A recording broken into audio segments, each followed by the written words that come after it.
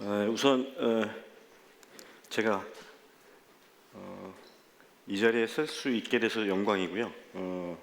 앞전에 쭉 그 수상하신 기업도 봤고, 그다음에 지금 발표를 쭉 제가 5번째 좀 발표를 한 것 같은데 좀 부담됩니다. 왜냐하면 앞에 분들이 워낙 똑똑하시고 또 인물도 좋으시고 학벌도 너무 좋으시고, 저는 인물도 보통 좀 미치고 학벌도 중간 정도 하고, 그래서 그다음에 이제 제가 오늘 너무 감사한 것은 여기 있는 이제 레이니스트 김태훈 대표는 제가 학교에 좀 일을 할 때 만났던 그 창업 쪽에 일을 도와줬는데 회사가 저렇게 잘 돼서 같이 옆에 앉아서 강연도 하는 걸 보니까 제가 너무 영광이다 이런 생각을 좀 갖고 있습니다.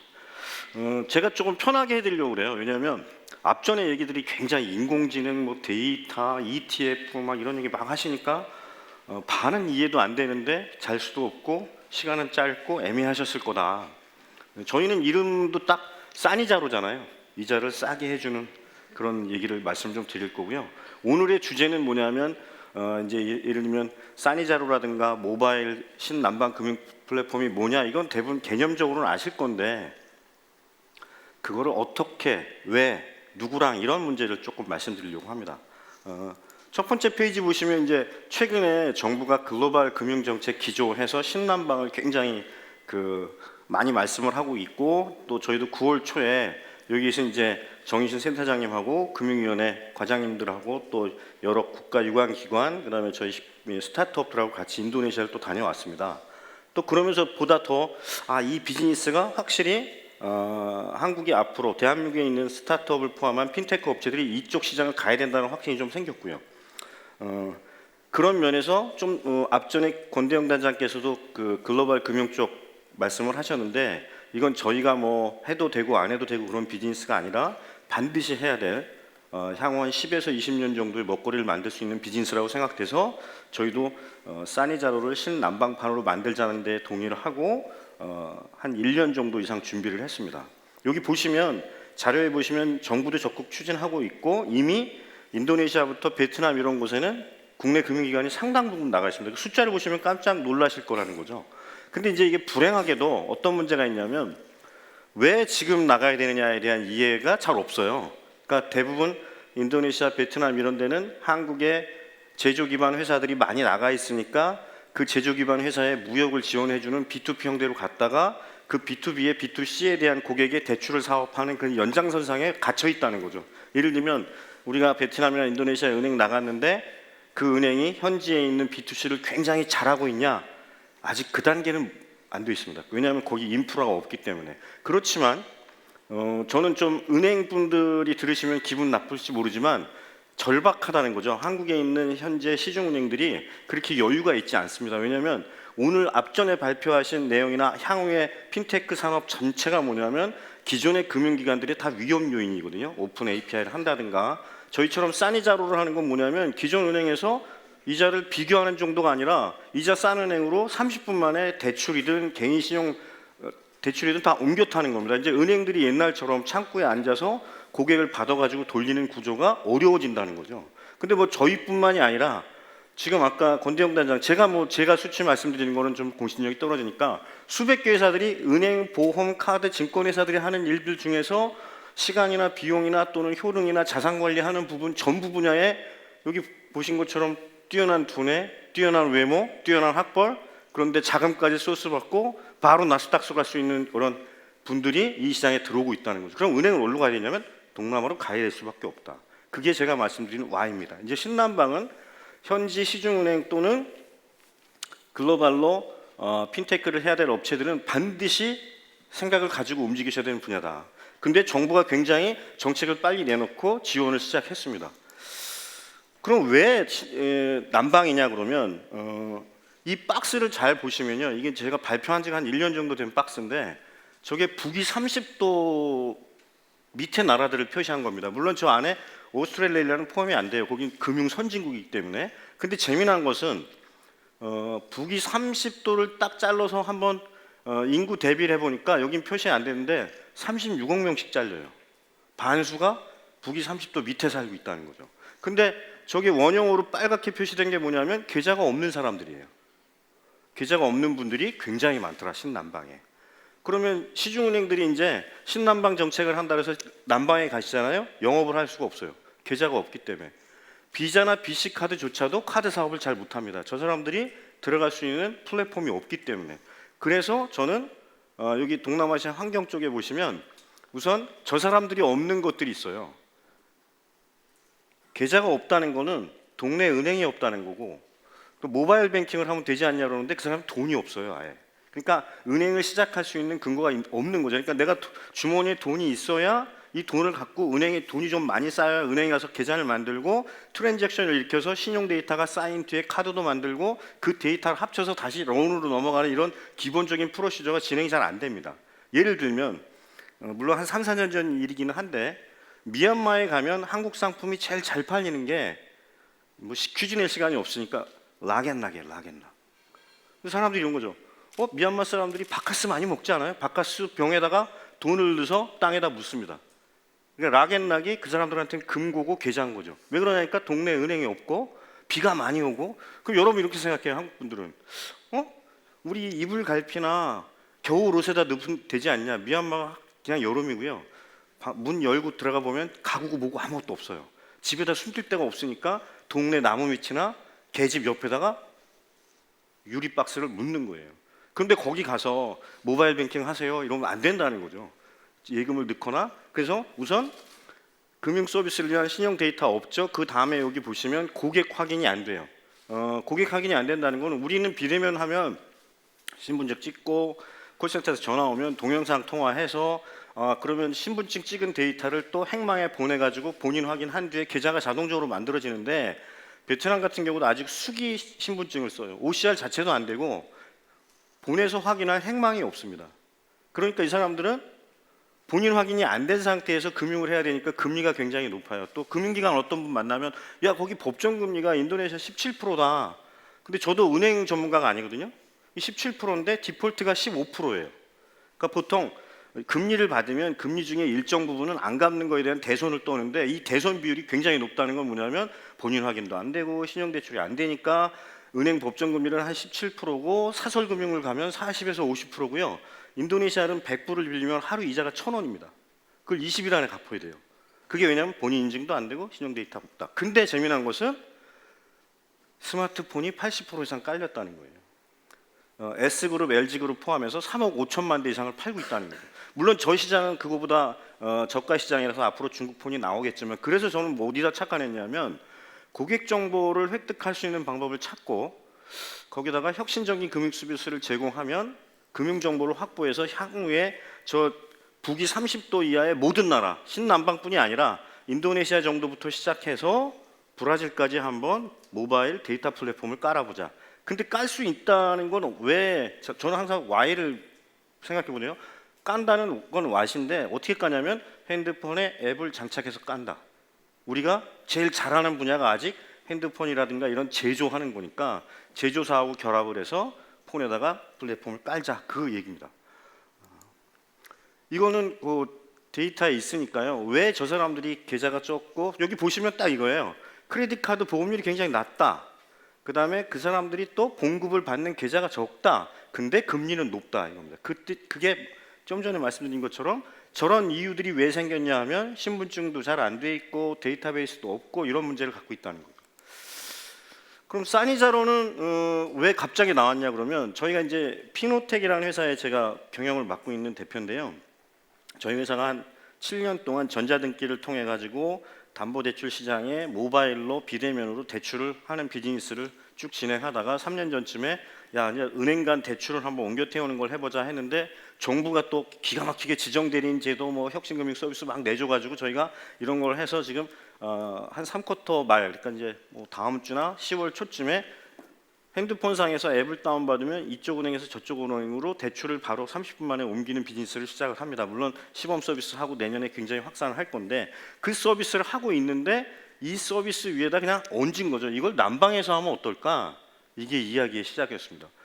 저희가 한 3, 4년 전부터 난방에 서비스를 하고 있는데 거기 이자율이 굉장히 비싸네? 그러면 한국처럼 시스템을 좀 갖추면 이자를 옮겨 태우면 굉장히 좋겠네. 근데 여기서 조심하셔야 될 게 좀 앞전에 장표에 있었는데 25% 이상 금리를 줄여주는 서비스를 만들어줘야 돼요. 그러니까 뭐냐면 인도네시아나 베트남에 한국에 있는 은행들이 막 들어오는 건 좋은데 거기 있는 현지 금융회사의 레이트로 대출 이자를 받는 건 들어오지 말라는 겁니다. 말은 그렇게 안 하지만. 그러니까 한국에 있는 S은행이 베트남 나가서 돈을 지금 굉장히 많이 버는데 이 S은행이 현지에 있는 은행보다 금리가 비슷하거나 높으면 어떻게든 못하게 해요, 비즈니스를. 그래서 한 25% 정도 기존 금리보다 낮다. 예를 들면 마이크로 크레딧을 수치면 한 40% 금리를 한 30% 받게 해주거나 한 16% 법정 금리를 받고 있으니까 한 5%만 낮춰줄 수 있으면 저쪽 자국에서도 적극적으로 그 서비스를 수용하겠다. 그래서 저희는 이제 싸니자로 플랫폼을 한번 구축해보자. 그래서 첫 번째 과제를 해결해야 되는 문제가 뭐냐면 본인 확인이든 이런 걸 해야 되거든요. 그래서 맥락 인증이라는 개념을 집어넣은 겁니다. 맥락 인증은 뭐냐면 핸드폰은 보급이 다 돼 있다고 그랬잖아요. 그러니까 핸드폰이 보급되어 있는 사람한테 앱을 깔게 해서 그 앱에서 핸드폰에서 일어나는 데이터를 필요한 만큼 얻고 포인트를 주는 겁니다. 그 포인트를 갖고 있다가 대출 받으러 갔을 때 내 데이터를 주고 포인트만큼 이자를 차감해 버리는 겁니다. 그래서 근데 저희 피노텍 같은 조그만 회사가 저건 할 수 없어요. 저건 진짜 좀 전에 말씀하신 나스닥 가서 한 1조 정도 투자 받아갖고 한 1억 명 깔아야 되는데 저희는 좀 다른 방식으로 하고 있습니다. 그걸 뭐 대기업 의존형으로 하기도 하고 또 신기술을 활용해서 하는 그런 이해갑니다. 이게 장표는 복잡하지만 어쨌든 동남아에 굉장히 기반이 잘 돼 있는 핸드폰을 사용하는 유저들의 행태. 예를 들면 이런 거예요. 어떤 인도네시아의 한국계 은행이 나가 있는데 그 은행에 저 앱을 6개월 정도 쓴 고객이 찾아와서 저 대출을 받으러 왔어요. 그러면 신청서를 줍니다. 그러면 주소 쓰고 직장 쓰고 오토바이 갖고 있는지 종교는 뭔지 이슬람이다. 뭐 일주일에 그럼 한 달에 교회는 몇 번 가세요? 3번은 꼭 갑니다. 뭐 이런 걸 쭉 쓰게 하는 거예요. 일주일에 운동은 얼마냐? 2번은 합니다. 친구 몇 명이냐? 한 250명 됩니다. 이렇게.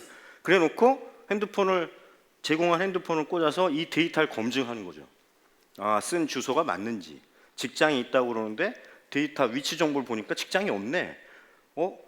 교회를 한 달에 3번은 간다는데 교회를 전혀 안 가. 교회 위치를 가지도 않아. 그다음에 저녁 때 도서관 간다 그러는데 주로 홍대 카페를 간다. 이런 걸 보는 거예요. 그래서 진실성하고 성실성을 파악해서 이 사람의 신용 데이터를 한 뒤에 대출 금리를 낮춰주는 거.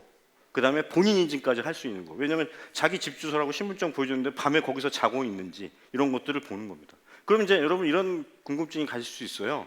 그게 모든 걸 해결해 줄 수 있냐? 모든 건 아니고 기존 신용 데이터보다 최소한 25%에서 50%는 좋은 데이터를 만들어내지 않을까 그런 겁니다. 그거에 대한 이야기고요. 그래서 맥락인증 플랫폼에서 어떤 데이터를 모으면 어떤 게 되겠냐고 저희가 국내 N사, 국내 S사에 물어봤더니 이건 충분히 가능하다. 왜냐하면 지금 여러분도 모르는 거를 사실 핸드폰 데이터를 열어보면 여러분이 어떤 생각을 갖고 있는지도 알 수 있어요. 주로 요즘 뭘로 고민하는지, 이직을 고민하는 건지, 집을 얻으려고 하는 건지, 검색도 하고 있고 친구랑 하고 있는 것들이 다 저 안에 있거든요. 그런 이야기입니다. 근데 이제 플랫폼 비즈니스라고 얘기한 것은 이게 이제 어떤 시스템을 어떤 은행에 갔다가 저희가 설치 납품하고 이런 시대는 아닌 것 같고 이 핸드폰 상에 있는 데이터를 기존의 은행들이 그 데이터를 추출할 수 있는 플랫폼을 저희가 구축한 뒤에 연동만 해주면 되지 않을까. 그래서 저희가 B2B와 B2B 서비스 영역을 모두 앱하고 폰 제조사 또는 대규모 IT 회사들하고 제휴를 해서 진행을 좀 하고 있습니다. 이 플랫폼 사업 모델의 장점은요. 우선 설치 비용이 굉장히 싸다는 거죠. 저희가 은행들하고 기존에 대규모 차세대 같은 걸 해봤거든요. 몇십억, 몇백억, 몇천억씩 들여서 합니다. 은행들이. 근데 동남아의 은행들이 그렇게 자본력이나 수익력이 좋지가 않아요. 그러니까 우리가 앱을 다 개발해서 데이터 연동해서 그 사람들이 데이터를 가지고 쓸 수 있는 모든 풀 패키지를 BAS 방식으로 제공을 해주는 겁니다. 그러니까 은행들은 별도로 구축할 게 별로 없는 상태를 만들어주는 거죠. 그 다음에 이제 좀 전에 말씀드렸지만 맥락 데이터 활용을 해보면 이 각 나라들의 기존의 업체들이 사실 이미 이런 데이터를 기반으로 신용 서비스를 많이 하고 있어요. 근데 저 서비스와 신남방 또는 이 북위 30도 밑에 나라 서비스는 약간 다른 게 저 회사들은 사실은 기존의 데이터도 좀 있는데 핸드폰에 있는 데이터 중에 풀 데이터를 끌고 오는 건 아니고요. 몇몇 인가된 또는 고객이 인정한 데이터를 끌고 온다는 개념이 좀 다릅니다. 어쨌든 지금 전 세계 트렌드는 금융 서비스를 데이터 기반으로 한 시장으로 좀 바뀌고 있다. 그거를 좀 말씀드리고 싶고요. 그러면 이제 그 사업을 누가 할 거냐, 후에 대한 문제가 생길 거 아니겠습니까? 그래서 왜 피노텍이 이걸 할 수 있는지 설명을 좀 드리고 발표를 마치겠습니다. 우선 이거 오늘 여기 또 한경 핀테크 대상 뭐 이런 행사니까 컨퍼런스 2019이지만 저희가 2016, 17, 18을 대상 최우수를 탔었어요. 3년 연속으로. 그래서 올해는 사실은 저희가 금상 탈까봐 안 나왔습니다. 위로는 안 주더라고요. 이게 이제 올림픽하고는 달라요. 올림픽은 제가 열심히 하면 금메달 주는데 이게 기록 경기가 아니라서 자꾸 타든다고 이게 주질 않아서 올해 이제 저희 내부에서 회의를 했는데 올해는 최우상도 힘들 것 같다. 그럼 나가지 말자. 그래서 이제 저희는 오늘 행사를 잊고 있었는데 그러면 강연이라도 한번 해주세요. 그래서 홍보 목적으로 나왔습니다. 여기 이제 신남방금융이 어떤 것인가에 대한 궁금증도 있으실 거고 또 불안해하시는 분들도 있잖아요. 전 세계가 신남방 이런 금융 서비스에 관심이 있는데 대한민국은 뭘 하고 있는지 하고 있다 이런 말씀 드리고요. 그것도 상당히 준비를 하고 있다. 저희가 이제 매출 47억 정도 하는 회사고 웬만한 상은 거의 탔습니다. 뭐 한 2016, 17에는 전 세계 딜로이트가 선정하는 핀테크 분야로는 1위 업체도 선정이 돼봤고요. 저희가 갖고 있는 로드맵이 현재 이런 거입니다. 그러니까 시스템 구축 SI를 좀 해보고 솔루션 프로젝트를 해보고 그 다음에 플랫폼을 좀 한 것과 데이터의 중간 지점에 있는 거죠. 근데 국내선 아직 말씀드리기 못하지만 국내선 신용 데이터 이 3법이 안 풀려서 개인정보에 관련된 서비스를 하기가 아직 여건이 마련이 안 돼 있어요. 근데 오히려 남방은 그런 거에 대한 그 분위기가 좀 많이 다르더라고요. 나한테 혜택을 주면 그런 거에 대해서 규제하지 않겠다는 분위기가 있어서 저희가 사실은 저 서드와 퍼스트 사이에 있는데 신남방 쪽 플랫폼을 기반으로 해서 퍼스트 스텝으로 좀 나가는 중이고요. 주요 기술하고 솔루션 피노텍이 왜 와이냐 하면 비대면으로 할 수 있는 모든 기술을 갖고 있는 유일한 회사입니다. 비대면 계좌 개설, 그 다음에 맥락 또는 서명 인증, 그 다음에 비대면 담보대출을 해봤다는 거는 비대면 신용대출보다는 훨씬 어려운 일을 한 겁니다. 담보대출은 뭐냐면 부동산에 있는 등기 정보를 끌어다가 채권자하고 채무자를 설정하는 작업을 다 해줘야 되거든요. 그 다음에 로봇 카운슬링이라고 해서 몇몇 카드사하고 대기업에 챗봇을 공급을 했고 이 챗봇이 굉장히 중요해요. 왜냐하면 비대면의 환경이 되면 사람들이 은행에 가서 물어볼 수 없는 것들을 다 폰사에서 물어봐야 되기 때문에 그거를 잘못하면 대규모로 구축해야 되는 문제가 있습니다. 그래서 간단한 금융 서비스를 로보팅 해줄 수 있는 것들을 좀 개발을 했고요. 저희가 그걸 또 레퍼런스를 가져봤어요. 그러니까 챗봇, 예를 들면 비대면 실명 확인, 피노 모기집, 공공 쪽에 관련된 일을 좀 해봤습니다. 제 발표는 마쳤고요. 저희 소망이나 또는 또 소망이라기보다는 소명이 있다면 국내에서 약 1,900에서 2천만 명, 또 사금융까지 치면 3천만 명 정도가 대출을 쓰고 있습니다. 그래서 저는 이 대출, 특히 소상공인 자영업자, 여러분 여기는 대부분 소상공인 자영업자 없으시잖아요. 10년이나 20년 뒤 어느 날 여러분도 소상공인 자영업자 하실 거라는 거죠. 그게 유튜브가 됐든 크리에이터가 됐든 상관없이 그때 대출을 싸고 편리하게 이동할 수 있는 엔진을 만들자. 그래서 가처분 소득을 늘리자. 그래서 조금 더 나은 생활을 만들자는 게 저희 피노텍의 모토인데요. 이거를 조금 더 확대해서 저희가 내년을 원년으로 보고 있는데 신남방에 데이터 플랫폼을 깔아서 3년 내에 1억 명의 핸드폰에 저희 앱을 깔게 하고 그걸 통해서 신남방에 있는 30억 명 중에 한 1, 2억 명이라도 기존 대출 금리보다 훨씬 싸게 해서 인신매매라든가 노예가 된다든가 하는 이런 금융의 피해를 좀 줄이는 작업을 좀 하는 게 어떨까 하는 취지로 열심히 일하고 있습니다. 장시간 말씀드려서 감사하고요. 제가 짧게 말씀드리다 보니까 좀 축약된 부분이 있거나 이해 못 되시는 부분이 있으시면 저희 회사나 저 개인적으로 연락 주시면 친절히 설명드리겠습니다. 그때는 아마 느끼실 거예요. 이 사장님 말 되게 많은 사람이었네. 이렇게. 알겠습니다. 감사합니다. 네, 고맙습니다.